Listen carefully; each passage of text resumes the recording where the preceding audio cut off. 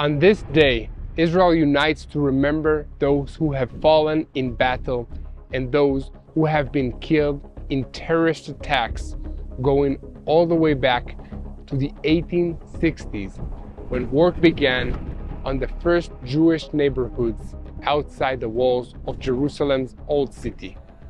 Yes, today is the day of remembrance for the martyrs of Israel, but even as we mourn those who have fallen, the struggle to remain in this land continues. The IDF operation in Rafah in the Gaza Strip is intensifying with ground maneuvers and airstrikes on Hamas positions. At the same time, the IDF is returning to Jabalia, a city further north that was believed to be cleared of Hamas terrorists, but apparently they're trying to reassert their presence there. So how long is the operation expected to last in the northern Gaza Strip? Even further north, there is an urgent question about whether Hezbollah is really afraid of an all-out war with Israel. Let's dive into the details. I'm Yair Pinto, and this is your Boots on the Ground report about what is happening in Israel on the 221st day of this war against Hamas, Iran, and other enemies of the State of Israel. As I mentioned, today is Israel's National Memorial Day. This is a very sad day and also a very important day, especially this year. And this year, Israel unites with the memory of the fallen soldiers and victims of terrorism, as well as the hostages and the victims of October 7th massacre that was carried out by Hamas. Yesterday, a 1-minute long siren was sounded at 10 a.m., marking the beginning of the Day of Remembrance for the fallen. Immediately after, the memorial ceremonies began across the country, with the main ceremony taking place at the Western Wall Plaza in Jerusalem. It's hard for me to explain the sadness that this day brings every year, but this year more than ever, when we think of all these young people who were taken this year, our hearts break. This war has touched every single family in Israel, and there is no one who has not lost someone they care about since October 7th. These soldiers who have been killed fighting for the future of me and my children and the rest of the Israeli citizens, the civilians who were butchered or kidnapped, could have been me and my children. And we are all aware that the enemy we're fighting knows nothing of mercy or human decency. The truth must come out, even if there are many who don't want to hear it. So please share these videos on YouTube, subscribe to this YouTube channel, and follow us on social media and continue to share with people around you what really is happening here. Switching focus now to events on the last 24 hours in the Gaza Strip. The IDF has continued to hit terror targets all over the Gaza Strip, with an emphasis on the main focal points in Gaza City, the villages in the center of the Strip, and Rafah. According to a Palestinian report, this morning Division 162 began advancing ground forces into the eastern neighborhoods of Rafah. The evacuation of Palestinian civilians to the humanitarian shelter area continues, with the IDF distributing leaflets in these neighborhoods calling on the residents to evacuate.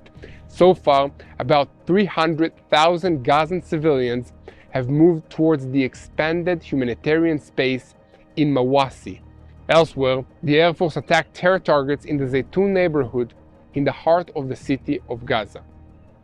Meanwhile, the IDF's ground maneuver is underway in the southern Gaza Strip.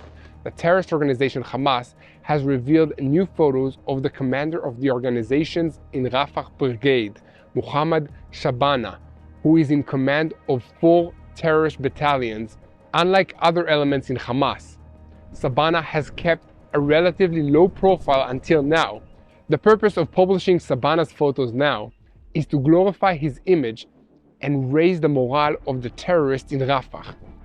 This is necessary because in the last few days it's been reported that 2 of the 4 battalions who are in Rafah have escaped the IDF's perimeter, probably using tunnels that the IDF hadn't found yet, and redeployed north of the areas of Khan Yunis and the center of the Gaza Strip. According to IDF intelligence estimates, Shabana's remaining forces in Rafah are weaker than other forces that the IDF has already engaged with in other parts of the Gaza Strip.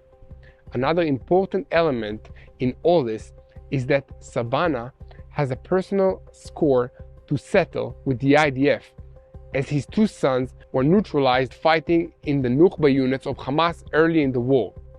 They are believed to have taken part in the October 7th massacre, and they were both neutralized fighting with IDF troops in the battles that came later. This makes Sabana's plans a bit harder to predict, as he is likely to make irrational decisions, even tactical ones, but there is nothing easy or simple about fighting terrorism. Speaking of which, in the last 24 hours, the Air Force attacked and destroyed more than 150 terrorist targets throughout the Gaza Strip in coordination and direction of the ground forces. Amongst the targets that were destroyed were rocket launchers, which is incredible to me personally that there are still any rocket launchers left in the Gaza Strip after all this time. But rockets are still being fired into Israeli communities, and we still have to go after them, along with ammunition depots, observation posts, tunnel shafts, and other terrorist infrastructure. According to intelligence reports I've seen, there are 4 intact Hamas formations operating in the Gaza Strip.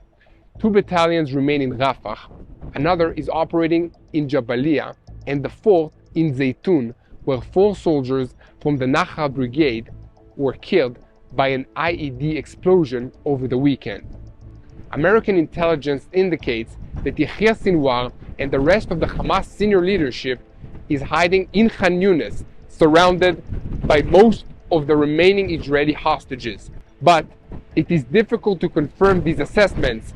In any case, the IDF is continuing to search for the remnants of Hamas infrastructure and has taken the step of asking the civilian residents of Jabalia to temporarily evacuate to the shelters in the west of Gaza City so the Hamas battalions there can be dealt with. This was done in order to move them out of harm's way in accordance with international law. This is just one of many attempts that Hamas is making to re-establish civil administration in different parts of the Gaza Strip.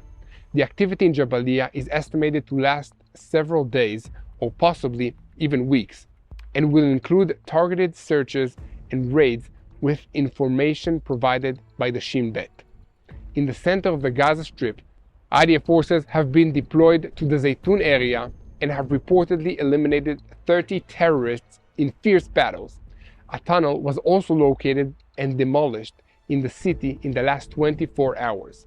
For everyone who thought the war in the Gaza Strip was winding down, be advised that Hamas is trying to reassert its control of many areas that it had previously been pushed out, and the IDF is fully engaged in eliminating these terrorist forces wherever they show themselves again. This includes some areas where the IDF has not previously operated, and also includes areas where Hamas was pushed out of before and is now trying to make a comeback. This is sometimes called mowing the grass, and it was the routine we were used to in the Gaza Strip for many years.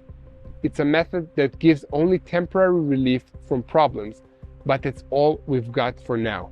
The IDF explains this is happening because most of the Gaza Strip continues to be what's sometimes called an ungoverned space, where there is no civil administration, no law and order, and no organized services for the civilian population.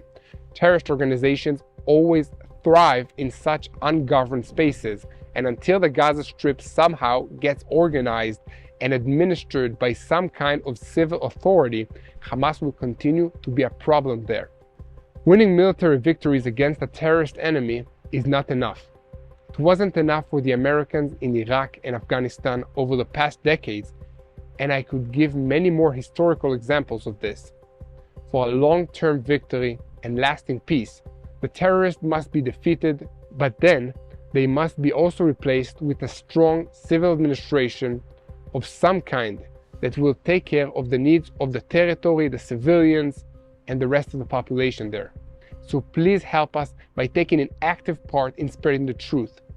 If you'd like to see more videos and information about what is happening in Israel and the Middle East, please consider making a financial donation by clicking the link on this YouTube channel or by going to our website at www.tbn.org/Israel. Together we can share the truth and pray for the peace of Jerusalem. Switching our focus now to events on the north. Tal Bari, the head of the research department of the Alma Center for the Study of Security Challenges in the North, spoke on Sunday at a conference dedicated to Israel's security challenges.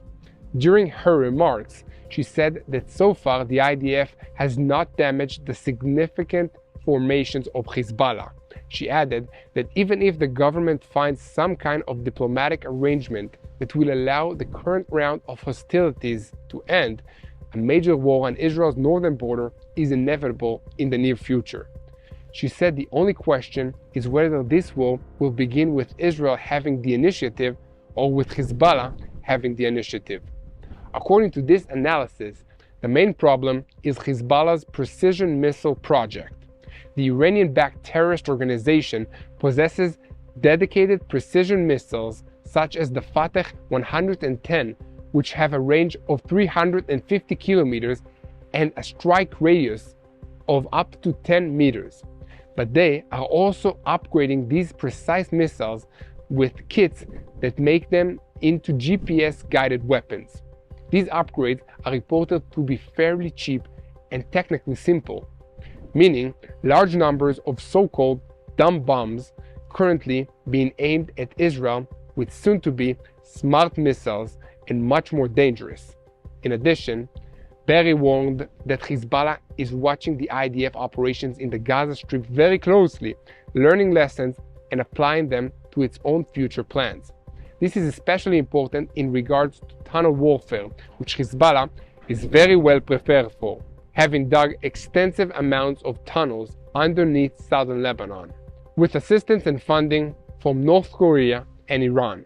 The United States and France are exerting very heavy pressure on Israel and Lebanon to try and find a way to move Hezbollah's fighters and terrorist infrastructure away from the Israeli border, so Israel will not be compelled to launch a military campaign against it.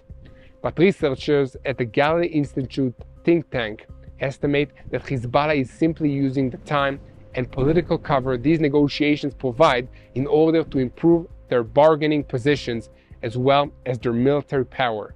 The Galilee Institute believes that these reports by the major powers are simply a form of oppressment that will not result in Hezbollah changing its behavior, but rather just give it time and space to become more dangerous.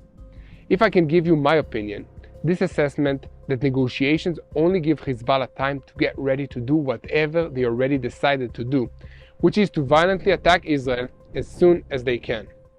History tells us that Israel is the only party that fulfills its side on the agreements that the international community tries to broker between it and Hezbollah.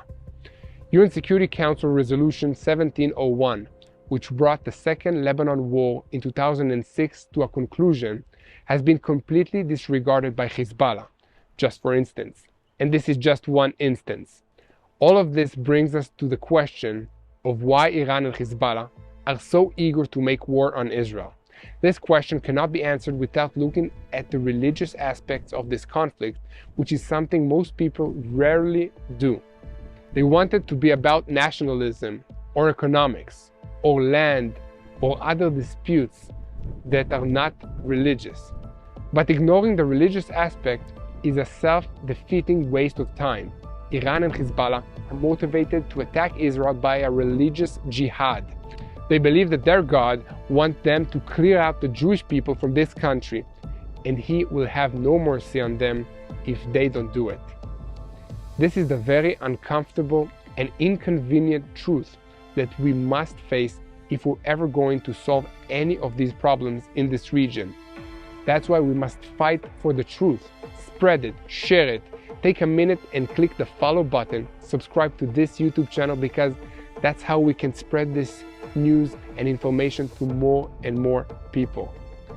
Right now, the 2-minute Remembrance Day sirens will start.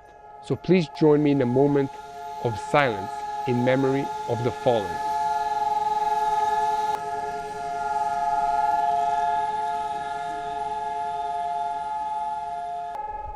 On Sunday evening, the official ceremony at the Western Wall was held in the presence of the President of the State of Israel, Yitzhak Herzog, who came with a tear in his shirt label to mourn the October 7th massacre and the many victims of this war.